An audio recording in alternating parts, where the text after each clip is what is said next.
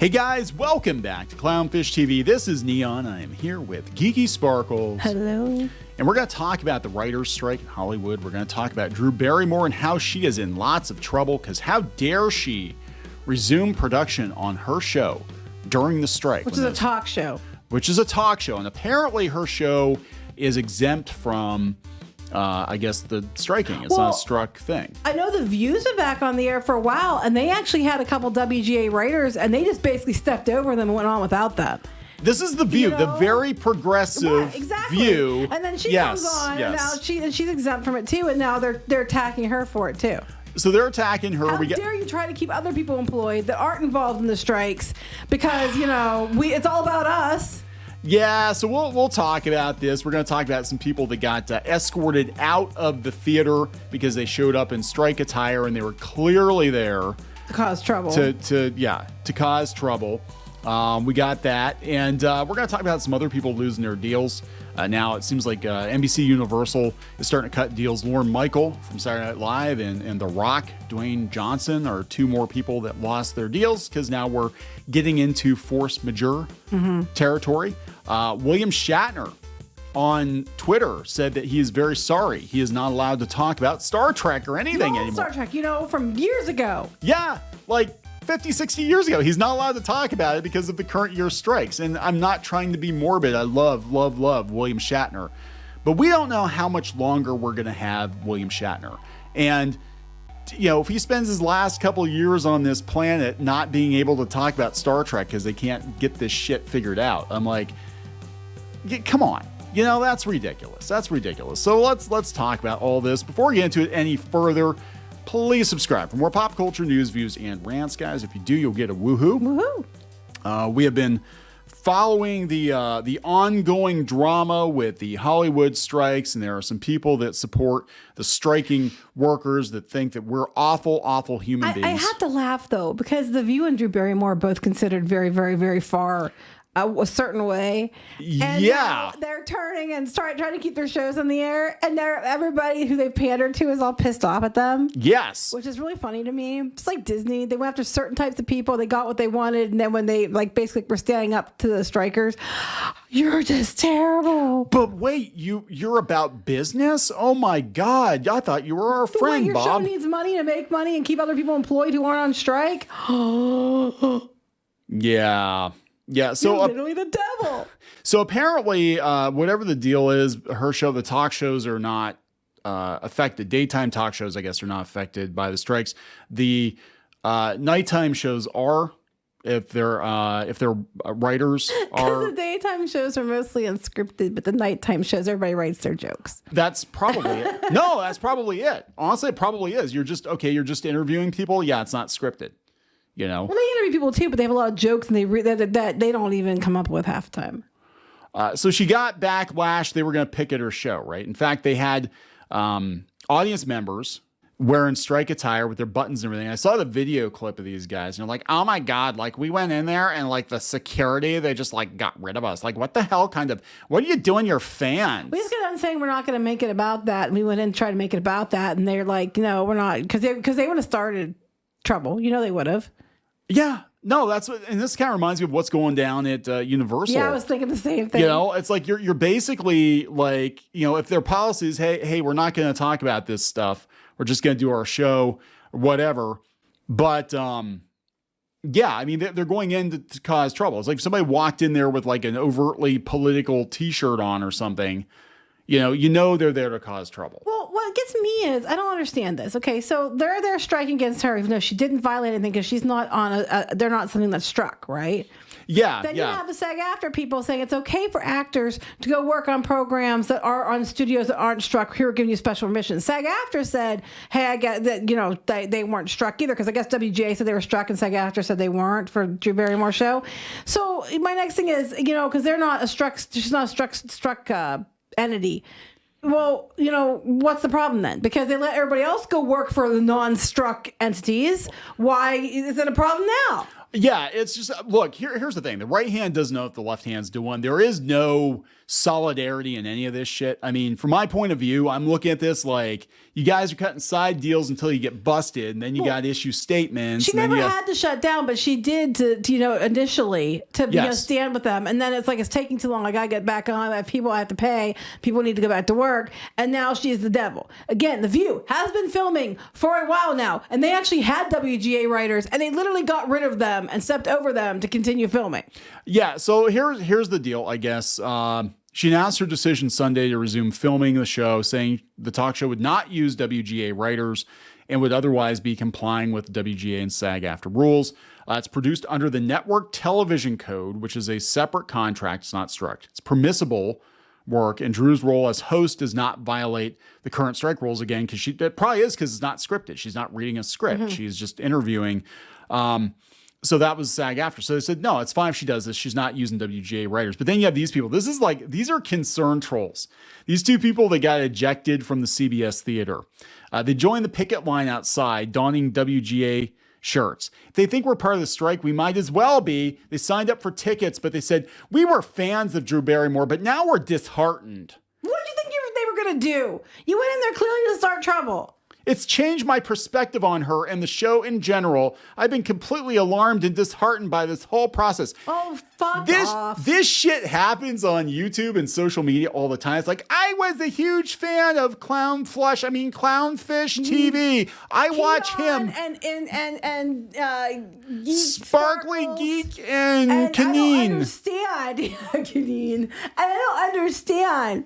Why? Because you said that I'm no longer a fan of you because I don't agree with you because of this one video that I'm going to misname and talk about something that wasn't even in the video. But I've watched all your videos and now I no longer like you. Yeah, they do this to put on a show to try to defame people. They were never Drew Barrymore fans. They were there to fucking strike. Yeah, they only went to the show that day because they were trying They were going to strike and they were going to make a strike going outside at the same time. Like, well, if they're going to accuse us, we might as well. Well, like you were wearing the buttons, you're wearing the shirt inside. You were there to strike. You knew this would probably happen, right? So you wanted to make a big deal about it. Wait, if they didn't know what was going to happen, they were there to cause trouble. You were there to cause trouble, and it's like, oh, boo-hoo-hoo, mean Drew Barrymore kicked us out. It's like Drew Barrymore is probably trying to keep her people employed. Like you said, the people that aren't involved in the strike per se, there are a lot of people that are negatively impacted by the strikes that don't really have a dog in it, because they can't get this crap figured out. But here's her statement, because she did turn down the MTV. But first she said she made the choice. Yeah, she made the choice to do it. Yeah. Yeah, she walked away from the MTV Awards. And that's what they thought. Well, then she's going to just quit Hollywood, right? I was the host, and it had a direct conflict with what the strike was dealing with. It was studio, streamers, film, and television. She wrote on September 10th. It was also the first week of the strike, so I did what I thought was the appropriate thing at the time to stand in solidarity with the writers. However, I'm also making the choice to come back for the first time in the strike for our show. Yeah, she said, to be clear, our talk show actually wrapped on April 20th. We never had to shut down the show. However, I'm making the choice to come back for the first time. It may have my name on it, but it's bigger than just me. I own the choice. We're in compliance with not discussing or promoting film and television that has struck of any kind. We launched live in a global pandemic. Our show was built for sensitive times and has only functioned through what the real world's been going through. Basically, she's like, we've got more people than just the WGA writers. We got to bring the show back. I'll tell you the truth. I do the same thing. People are like, of course you were, because you're a Nazi, Kaneen. I won't watch your I've watched your show. I love it when we get people that make comments or like, you have clearly never watched. I remember that one video you did about the whatever. I'm like, that wasn't me. That was another YouTuber. You can't even keep us straight. We're just on a freaking list. We all look alike to you, don't we? We all look alike. Shut up, Kaneen. So shortly after explaining why she stepped back from hosting the beginning of the strike, she took ownership of her decision. She said it was her choice. I own this choice. And then they got all pissed. Yes. So the WGA has been on strike since May. Okay, so here again, for the umpteenth effing time, the studios came back a couple of weeks ago with another offer that was like 85% of what the writers were working. I believe it's higher than that. I'd say it was 95% because there's one thing they're pissed about. The number of writers that are mandated in the writers' room. That's what they're having a huge issue about. And these guys were offered like freaking $11,000 to $14,000 a week. They offered them a lot they knew they were going to be like, okay, and the ones that we hire will get this. But then the Writers Guild, knowing they're going to lose money with their union dues when they get rid of people, they're like, well, we want that, but for everybody. It's like, no, it doesn't work this way. Negotiations is negotiations for a reason. You're supposed to negotiate. There is no negotiation here. It was just, we're going to hold everything hostage until we're going to hold our breath until we turn blue. Well, congratulations. A lot of you said you can't take yourself to the dentist. You can't take your cat to the vet, which I still feel bad for that cat. You're losing your houses and everything else. Is it worth it? Because they were offering you more money and everything you wanted, except y'all weren't going to be hired when you didn't need to be there. This is the story that they gave. Bullshit. Bullshit. I call bullshit. We just happened to take pins. We went in, got kicked out, and then we joined the strike. So yeah, apparently the story is these guys, this Dominic Terezik or whatever, and his friend, they won tickets. They claimed to the Drew Barrymore show, and they didn't know anything about the strike. This is their story. They didn't know anything about the strike, and they just happened to go in. No, they didn't have the shirts on them. They just got but they did deliberately go in wearing pins. Okay. So they went in wearing pins. Okay, so they had the pins on. They had the pins on and got kicked out because they were told they weren't allowed to come in with the pins. And instead they get the pins off. They went outside, grabbed T-shirts, and just happened to join the strike. It was a coincidence, guys. I don't believe that. I'm sorry, I don't believe you. Okay, so the T-shirts they weren't wearing until after I kicked out. Okay. And then they went and got shirts from the strike. Supposedly they were just handing out shirts, and they just got shirts. And they just joined the strike for no damn good reason. Because they're mad at Drew Barrymore because they wouldn't let them wear the pins they had on before they even went into the show. Why would you have the pins then? If you weren't part of it, there was nothing going on. Yeah, they took pins and went in, got kicked out, and verbally assaulted. So they handed them pins. But it's like they had to have known. No, he said they took pins with them when they went in on purpose, and they got shirts and they came out. Yeah, I don't believe this. This is bullshit. Everybody knows about the strikes, and this guy seems like a very activist-minded. Here he goes back here for clarification. Here, wait. We knew about the strike. Okay. Just that they were picketing at Drew's show. We were on Karen's side, so why'd you wear the pins? We were unaware that she had WGA writers. Of course she did. Those crossing picket lines and they got in trouble because they crossed the picket line. Holy fuck. I bit him in the ass. So he had to put a statement out. This is even better.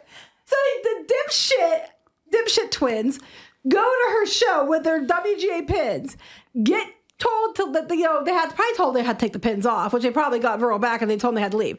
Supposedly go outside and get shirts and start picketing with them. Then they're arguing because everybody was like, why did you cross the line in the first place to try to even go to the show? And now he's issuing a clarification statement because everybody's pissed at them now. So the strikers are like, you shouldn't even gone in there. If you were supposed to be on our side, why did you even go in? I don't think she cares anymore. She got in trouble for kneeling before I forget what it was. It was Mulvaney. Anyway, we won the ticket. Oh, it was? Yes. We won the ticket. Did she have a can of Bud Light? No, but she was like, she doesn't understand personal space either. We won the tickets last minute, and we didn't do enough research. I swear to God, that's what happened. So he issues a statement because he crossed the picket line, and everybody from the WGA is pissed at him too. This is gloriously funny. Oh my God. This is gonna go as well as the Universal thing. So everybody's mad. Everybody hates Dominic. Whatever. I believe it was staged. I think. Even if it wasn't, which I feel like it's like I don't believe they didn't know. Yeah. Even if it wasn't, I mean, of course, as soon as Drew Barrymore put that statement out, they were going to show up outside her place. I mean, that was a given. I think everybody expected that. So let's say for argument's sake, they didn't know. The fact they showed up with pins conveniently, walked in, they would have had to see the strike going on when they walked in, and now they're in trouble for crossing the picket line. Can't make this up. It's so fun. I'm just thinking, what would Uncle Walt do? Uncle Walt would say you're all. Uncle Walt would take a cigarette. Have another cigarette. He would smoke. Get those commies out of here.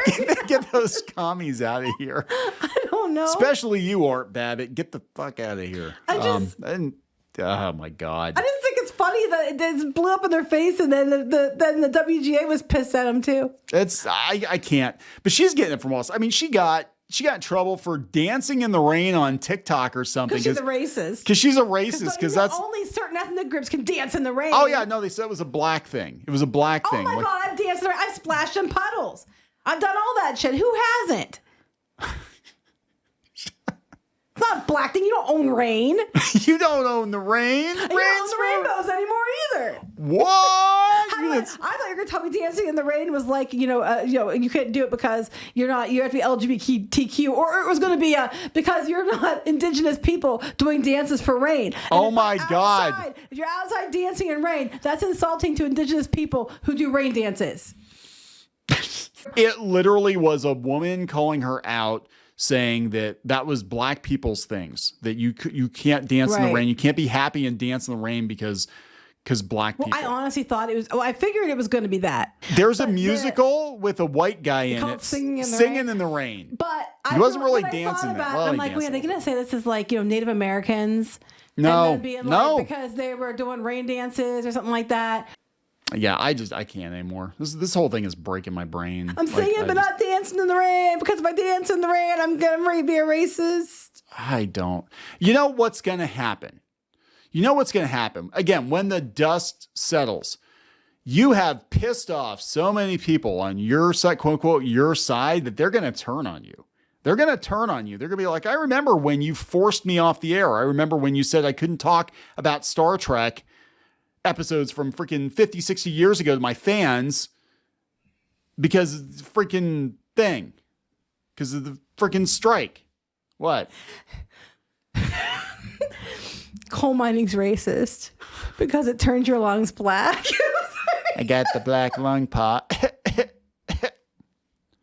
I don't know. This whole thing is just, it's getting fucking stupid at this point. The whole thing is stupid. It's basically people with money and people with more money fighting over how much money they should get. Because none of these people are actually poor. I mean, some of them are, the lower tier, okay? But for the most part... Yeah, the ones that are losing their houses and stuff legitimately. The ones that are losing their houses too are the people that don't even have a dog in this fight. They work on the show, but they're not writers. They're not actors. Some of the writers that were lower tier writers are losing their houses and stuff like that because they weren't getting paid like the big bucks that got, stupid showrunners and stuff like that were getting. But yeah, but the people that are like the camera operators or like the low end producers and stuff like that, they're losing stuff because they can't work because they're, It's ridiculous. This whole thing is. There's a lot of people besides the writers and actors who are impacted by the strikes. Yes, like I said, think of the donut makers, the people that all the support industries for the Hollywood, New York entertainment machine. The people in general that work on the people that work at the studios. That are other parts of other unions or groups, or some of them aren't even unionized, and they're not getting anything either. They're not going to forget this, even if the writers and the actors get everything that they want, which they might. If they do that, again. Well, if they do, then next time the other people are striking, they need to go on strike too, and stand in solidarity and not make any money themselves either. Yeah. Everybody needs to be out of work then, right? But it just seems like everybody's just kind of like every rat for themselves at this point. Like people are just doing what they can do. And then we're going to come back on, but we're not violating anything. Doesn't matter. We're still mad at you because how dare you? You're supposed to just, never ever do anything until we got what we want, even though we have nothing to do with it. Yeah. All right. And all you influencers too, you can't make any money or do anything because you have to stop and go black and go dark. Well, go dark. Right. Whoa. You're not allowed to go that dark. You can't go dark. To not make any more content. You need to starve. If we're starving, you need to starve with us. Because we don't want you to take our biscuit, so that when we come back, we get the biscuit back. They're not going to give you anything. And I've told other YouTubers that. Eat your biscuit. It's tasty. It's like they're not going to. Actually, no one's giving me any money to talk about stuff, so it's all good. Hollywood hasn't given me a damn thing, so it's okay. I didn't violate anything, bitch. Anyway, go ahead. We don't owe you anything. We're going to wrap this up. Let's wrap this up. It's gone long. Please subscribe for more pop culture news, views, and rants, guys. We'll talk later. Bye. Help support the channel. Go to thereef.support and get early access to podcasts, videos, and other content. That's thereef.support.